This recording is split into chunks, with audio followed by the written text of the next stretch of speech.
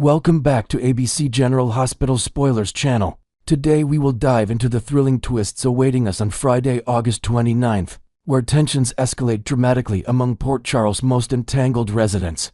In the heart of the hospital, Portia Robinson finds herself in a heated confrontation with her husband, Curtis Ashford, right in the confines of her office. As emotions run high, Portia issues a stark ultimatum, declaring that if Curtis dares to step out that door amid their ongoing disputes, it could spell the definitive end of their marriage. Their argument spirals around lingering issues involving Jordan Ashford, whose presence continues to cast a long shadow over their relationship.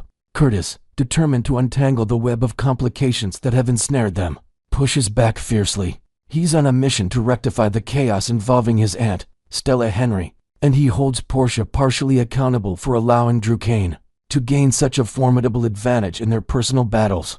This leverage has triggered a cascade of misfortunes, leaving Curtis with no choice but to take decisive action, even if it means defying Portia's plea. Adding layers to this family drama, we can imagine Curtis reflecting on their shared history of resilience, from overcoming past betrayals to rebuilding trust, yet now facing a potential breaking point that tests the very foundation of their bond. Portia, a dedicated doctor whose professional life often intersects with personal turmoil, might draw on her medical expertise to analogize their situation to a fragile patient on life support, emphasizing how one wrong move could lead to irreversible damage. Meanwhile, at the PCPD interrogation room, Stella Henry grapples with the terrifying prospect of incarceration. Seated in the stark, dimly lit space, she ponders aloud whether this ordeal will truly land her behind bars, her voice laced with a mix of disbelief and anxiety. This stems from recent events where her involvement in a convoluted scheme has backfired spectacularly, pulling her into the crosshairs of legal scrutiny. Inventing a fresh angle, perhaps Stella recalls her years of wisdom as a social worker, using those experiences to mentally prepare for whatever verdict awaits, while silently vowing to protect her loved ones from further fallout. Her situation serves as a poignant reminder of how quickly alliances in Port Charles can shift, turning allies into adversaries overnight. Shifting gears, Drew Kane ramps up his manipulative tactics by targeting yet another victim in his web of blackmail. This time, his sights are set on Michael Corinthos, following a pivotal tip from the scheming Marco Rios. Frustrated by Jen Sidwell's hesitation to exploit their leverage against Sonny Corinthos, Marco takes matters into his own hands, leaking critical information to Drew about a judge bribery scandal. This explosive detail could paint Sonny as the puppet master behind Michael's custody win, potentially unraveling his family life if exposed. Drew, ever the opportunist, corners Michael with an urgent proposition, pressing him to seize an opportunity before it's too late. In this reimagined scenario, Drew might embellish his pitch with fabricated assurances of mutual benefit, drawing on their shared Quartermain heritage to appeal to Michael's sense of legacy and protection. This move aligns with recent developments where Willow Tate has hinted at rekindling a connection, conditional on resolving custody matters favorably, adding a layer of romantic intrigue that could sway Michael's decisions. We can expand this by considering how Michael's business acumen, honed through Corinthos Coffee and Rora Media dealings, clashes with his paternal instincts, creating an internal conflict that heightens the stakes. In a surprising turn, Tracy Quartermain receives an unexpected plea for assistance from someone in dire straits, prompting her to quip that desperation must be the driving force. Speculation points to Martin Gray as the likely candidate, seeking her influence to navigate the sticky situation surrounding Stella. Both share a deep fondness for Stella, viewing her as a steadfast friend whose integrity is now at risk. Tracy, with her no-nonsense demeanor and vast resources, could pledge her full support, perhaps enlisting Quartermain family connections to pull strings behind the scenes. Inventing new elements, imagine Tracy drawing parallels to her own past legal entanglements, using that hindsight to devise a clever strategy that involves discreet negotiations with key officials, all while maintaining her signature wit to lighten the mood. Trina Robinson, caught in the emotional whirlwind, receives distressing updates about Stella's predicament and can't help but worry intensely about the outcome. As a young artist navigating her own challenges, Trina might channel her creativity into supportive gestures, like sketching a hopeful vision for Stella's future or rallying friends for moral support. This news amplifies her fears, underscoring the fragility of family ties in Port Charles, where scandals seem to lurk around every corner. Over with Sonny Corinthos, His vendetta against Drew intensifies as he confides in Alexis Davis about his unyielding resolve, declaring that son of a bitch is gonna pay. Sonny vows to ensure Drew's downfall, whether it unfolds gradually or strikes swiftly. This animosity brews amid whispers of a shocking discovery. Young Rocco Falconeri and Danny Morgan might stumble upon a body in the water, potentially Drew's. By week's end, a grim twist that could reshape alliances. Expanding creatively, Sonny's words might echo his mobster roots, blending paternal protectiveness with ruthless strategy. As he contemplates how this payback could restore balance to his fractured world, fury erupts for Jen Sidwell upon discovering Marco's betrayal, in spilling their Sonny leverage to Drew. In a heated confrontation, Sidwell explodes, shouting that it was all part of a meticulously crafted plan that Marco has now sabotaged. By acting unilaterally, this breach of trust could fracture their partnership, with Sidwell's rage manifesting in threats of retaliation, perhaps involving shadowy operatives to reclaim control. Inventing details, Sidwell might reflect on his international dealings, viewing this as a betrayal akin to a double-cross in high-stakes poker, fueling his determination to outmaneuver everyone involved. Finally, Giovanni Joe Palmieri shows signs of warming up to Dante Falconeri, leading to a heartfelt bonding session. Fresh off a connection with Brooklyn Quartermain, Joe inches closer to embracing his biological parents. This journey involves navigating emotional hurdles, but spoilers suggest he's on the cusp of fully integrating them into his life, perhaps through shared stories of heritage and future aspiration. Adding depth, Joe could explore his musical talents as a bridge, composing a melody that symbolizes reconciliation and new beginnings in the Falconeri family. Next, we will uncover every hidden thread behind Rick Lansing's jaw-dropping disappearance, and the unlikely rescue mission that could thrust Elizabeth Baldwin into the center of Port Charles drama like never before. The mystery opens in a dim, forgotten basement lit only by a single, flickering bulb where Rick, trussed up with coarse rope and a gag that cuts into the corner of his mouth, counts the seconds. He replays yesterday's courtroom victories and his victories that now feel centuries away, while wondering which of his powerful enemies finally outmaneuvered him. Little does he know that three schemers share equal blame. Ava Jerome with her icy pragmatism, Christina Corinthos Davis fueled by righteous fury, and Alexis Davis wielding intellect like a scalpel. Together they have removed Rick from the board to protect their own secrets, turning the once feared attorney into a powerless pawn. Across town, Elizabeth senses the first tremor of concern when Rick's trademark morning voice may usually filled with legal updates or playful banter never arrives. At first she chalks it up to a busy docket, but the worry grows when Willow Tate frantically calls, breathless and near tears, to report that Rick has vanished on the very day he promised to file a key motion in her custody case. As head nurse, Liz is accustomed to crisis, yet this silence feels personal, like static blaring in her chest. Ever resourceful, Elizabeth conducts her own mini-investigation while making patient rounds. She checks Rick's usual haunts, the courthouse lobby where his espresso often sits half-finished, the law library where dust motes dance in late morning sunlight, even the rooftop garden at GH where he sometimes escapes to think. Each location is devoid of evidence, and unease sharpens into suspicion.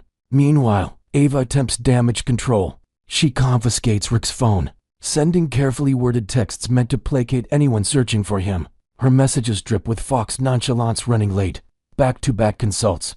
Talk tomorrow, but the polished facade can't imitate Rick's trademark legal flair. Elizabeth spots the discrepancy immediately. Rick never abbreviates, never uses emojis, and certainly never misspells voir dire. The nurse's intuition, honed through years of reading patients' subtle cues, screams that something is terribly wrong. Back at Alexis's lakeside property, bats flit under the eaves, providing the perfect decoy for anyone squeamish enough to keep their distance. Alexis assures Christina they're organic security cameras, but even she starts to sweat when she notices muddy footprints near the shed, proof that someone, or something, was curious enough to trespass. She doubles down, installing a new padlock and stationing a motion sensor light, unaware that Liz has already sketched the property in her mind from casual visits.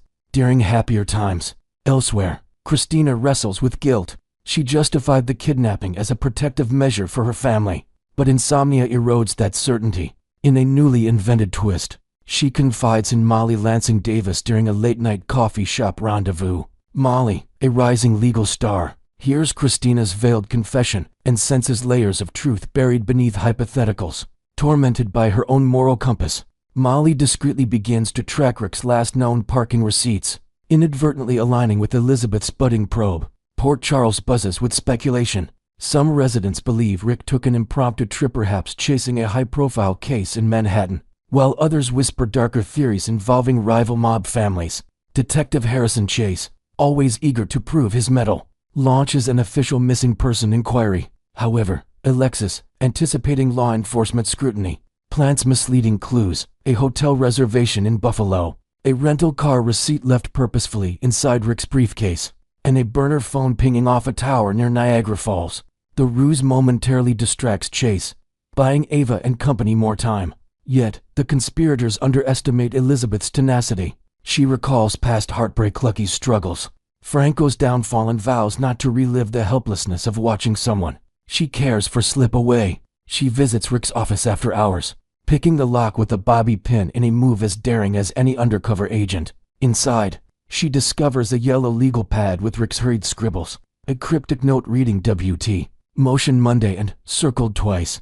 The initials AD, the second set, could signify Alexis Davis or a case code. Either way, the coincidence jolts her memory of seeing Alexis, Christina, and Ava huddled in whispered conversation at Charlie's pub just days earlier. Driven by gut instinct, Elizabeth shadows Alexis the next morning. She maintains a nurse's brisk pace, blending with sidewalk traffic until Alexis pulls into her secluded driveway. Liz ducks behind hedges as Alexis unloads groceries, protein bars, sports drinks, and sterile gauze items that seem more suited to a hostage caretaker than everyday use. Tension spikes when Alexis's phone rings and she answers. He's still secure in the basement. Elizabeth's blood runs cold. The mystery transforms into grim reality. Determined to gather irrefutable proof, Liz returns that night armed with only a flashlight and her quiet courage. She slips past the padlock Molly's earlier visit left the clasp imperfectly latched and steps into the musty shed. A familiar Centrix cologne mingled with motor oil greets her, confirming her worst fears. She lifts a tarp to reveal Rick's distinctive sedan, its back bumper dent already cataloged in her mind from a fender bender months prior. The find steels her resolve. Rick is here. Inside the house, Christina hears floorboards creak and, panicked, rushes to the basement to check their prisoner. In our expanded narrative, Rick's condition has deteriorated. Wrists chafed, voice hoarse from screaming into muffling cloth. He meets Christina's glare with weary defiance, warning that kidnapping carries longer sentences than any secret she hopes to protect. Christina falters, conscience warring with fear, but before she can reply, a sudden thud resonates upstairs, Eliza knocking over a picture frame in her stealthy search. Ava, always quick to weaponize suspicion, ascends the stairs with a small handgun tucked inside her jacket. She spots Elizabeth in the hallway, flashlight beam slicing through darkness. The confrontation ignites, two formidable women, one driven by loyalty, the other by self-preservation. Ava hisses that Elizabeth has no idea what kind of fire she's playing with. Elizabeth counters that whatever Rick did in the past, depriving him of due process is a crime she won't ignore. As voices rise, Alexis appears, desperation etched on her face. In a last-ditch negotiation, she blurts out the secret motive behind the abduction.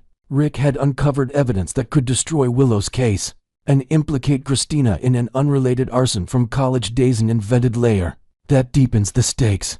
He allegedly intended to trade the information for leverage in future legal battles, a move Alexis deemed unforgivable. Elizabeth is stunned yet unmoved. She insists the courts, not vigilantes, must decide guilt. An unexpected ally emerges when Molly, tracking Elizabeth via a just-in-case phone app, arrives with Detective Chase in tow. The basement door is unsealed, Rick is freed, and paramedics usher him into the night air. Elizabeth rides in the ambulance, holding Rick's trembling hand, whispering that everything will be all right, a poignant reversal of roles. Since the days Rick once rescued her, fallout spreads quickly. Ava faces looming charges that could cost her both freedom and control over her gallery empire. Christina confronts emotional repercussions, wondering if alienating her family was worth a misguided attempt at protection. Alexis, the mastermind, braces for disbarment hearings that threaten to dismantle a storied legal career. The Corinthos family splinters further as Sonny learns of Christina's involvement,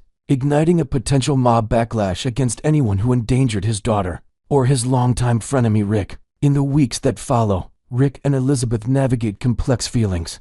She remains adamant about not reigniting romance, yet their shared trauma forges a renewed, unspoken bond. Rick, humbled by the ordeal, vows to abandon manipulative tactics, though skeptics in Port Charles suspect old habits die hard. Willow, grateful yet shaken, contemplates withdrawing her lawsuit to spare everyone further chaos.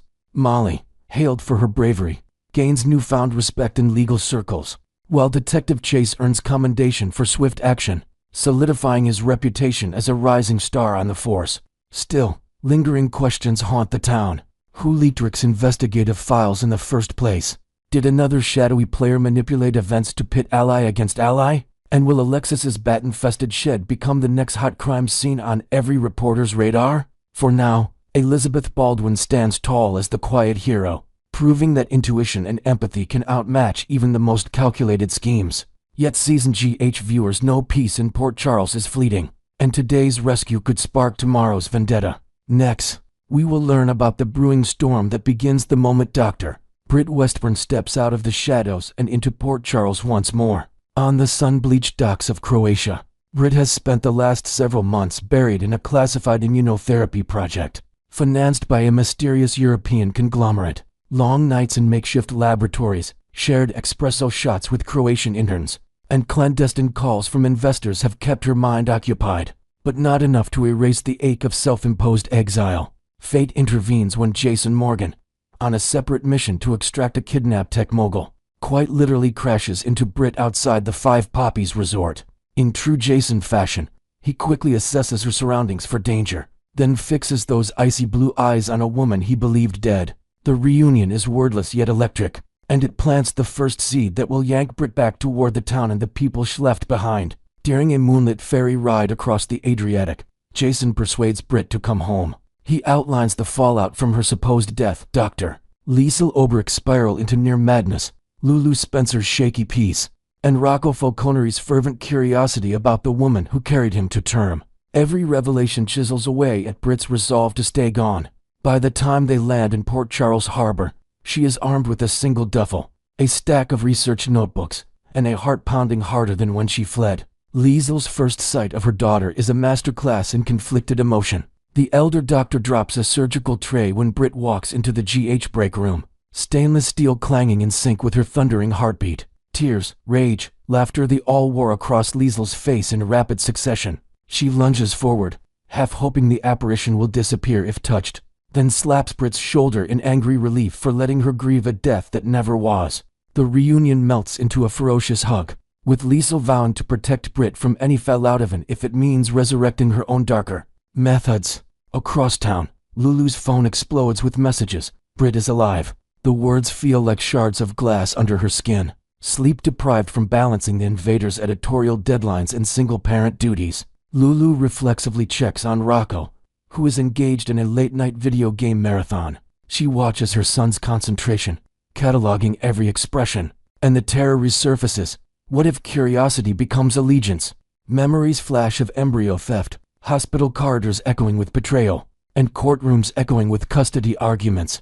Fear curdles into resolve. Britt will not take her son, no matter how benign the doctor claims to be now. Rocco, on the cusp of teenage restlessness, senses the secrecy. When he overhears his grandmother Laura Collins whisper, "Britt carried you," his world tilts. Suddenly science projects and soccer practice seem trivial compared to the labyrinth of genetics and ethics unfolding before him. Rocco Googles Britt's name, devouring old articles that paint her alternately as villain, victim, and vigilante. The more he reads, the more he hungers for truth as truth, and the more Lulu's blanket forbiddens hardens his adolescent rebellion. Meanwhile, Britt schedules a discreet appointment with Port Charles Ethics Board, determined to clear professional hurdles before personal ones. She presents her Croatian breakthrough, a revolutionary stem cell protocol that could catapult GH to the forefront of regenerative medicine. Hospital Administrator Monica Quartermain is intrigued yet wary. The hospital can scarcely afford another scandal attached to the Westburn name. Nevertheless, Monica grants provisional privileges, secretly betting that public relations goodwill might outweigh potential chaos. Liesel, delighted yet strategic, broaches the one subject Britt has tiptoed around meeting Rocco. She warns her daughter that Lulu's protective instincts rival a mother grizzly's, But Britt refuses to live in the shadows of past sins.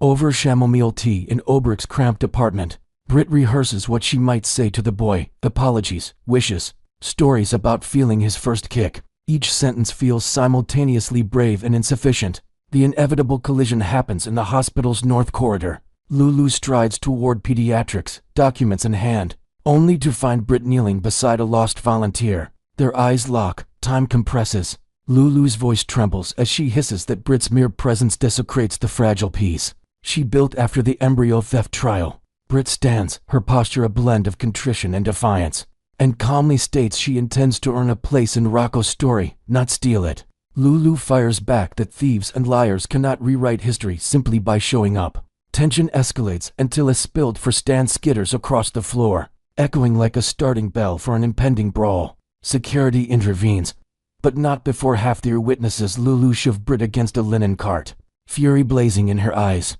Port Charles gossip lines ignite. Maxie Jones takes to her fashion vlog, speculating whether Britt's return heralds a new era of forgiveness, or another round of heartbreak couture. Anna Devane consults WSB databases to confirm Britt's Croatian grant wasn't a front for darker pursuits. Sonny Corinthos, ever the pragmatist, calculates whether Britt's presence tips any of his delicate alliances, and Detective Harrison Chase quietly opens a file. Kidnapping Britt's embryo plot may be outside statute limitations, but any new misconduct will be tallied. Legal warfare looms. Britt retains Scott Baldwin, who gleefully imagines cross-examining Lulu on obsessive mothering. Lulu counters by hiring Diane Miller, queen of courtroom theatrics. Terms like visitation schedule, psychological evaluation, and supervised meetings swirl through courthouse hallways. Even Judge Naomi Carson, renowned for ironclad rulings, finds her docket swollen by preliminary motions before a single gavel strike echoes.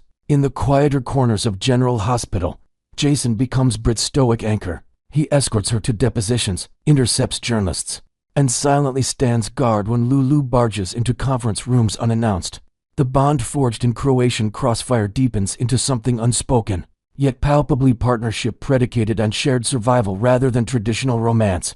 Sam McCall notices and tenses. Carly Spencer whispers caution, yet Jason's trademark neutrality prevents any clear reading of his heart. Liesel channels every ounce of maternal ferocity into safeguarding her daughter's second chance. She revives her old lab contacts, digging up exculpatory evidence that reveals the embryo theft was orchestrated in part by a now disgraced Casadini scientist. If Liesel can prove coercion, public perception of Britt might pivot from villain to exploited pawn, tilting court sympathies. She slips the dossier to Scott under cover of night, cackling softly when he kisses her cheek in gratitude. While adults wage wars of reputation, Rocco independently reaches out, using a throwaway email. He writes Britt, "I have questions only you can answer." Britt agonizes before replying, ultimately choosing honesty over sugarcoating. Their correspondence becomes the heartbeat of the unfolding saga. People connected by biology and fractured history, cautiously bridging the chasm one message at a time. When Lulu discovers the emails, she erupts, confiscating devices and grounding Rocco indefinitely. Yet seeds of curiosity, once planted, rarely die. The standoff climaxes at a court-ordered mediation session. Judge Carson forces Britt and Lulu into a glass-walled conference room with nothing but a therapist, tissues, and bottles of lukewarm water. Britt admits her mistakes, recounting nights haunted by Rocco's phantom cries. Lulu counters with tales of NICU vigils, every breath her son took overshadowed by deceit. The mediator guides them through 33 excruciating minutes until Rocco, escorted by Dante, bursts in unannounced. He declares he will decide whom to love and invites Britt to his next school science fair. Silence blankets the room, raw, reverent, transformative. Whether this olive branch blossoms into family or disintegrates into fresh conflict remains the beating question. For now, Port Charles stands on a precipice. One misstep could trigger a cataclysmic custody war. One act of grace could forge a modern family out of scandal's wreckage. Keep your eyes glued to ABC General Hospital, where every heartbeat carries a secret, every corridor hides a confession, and every reunion threatens to rewrite destiny.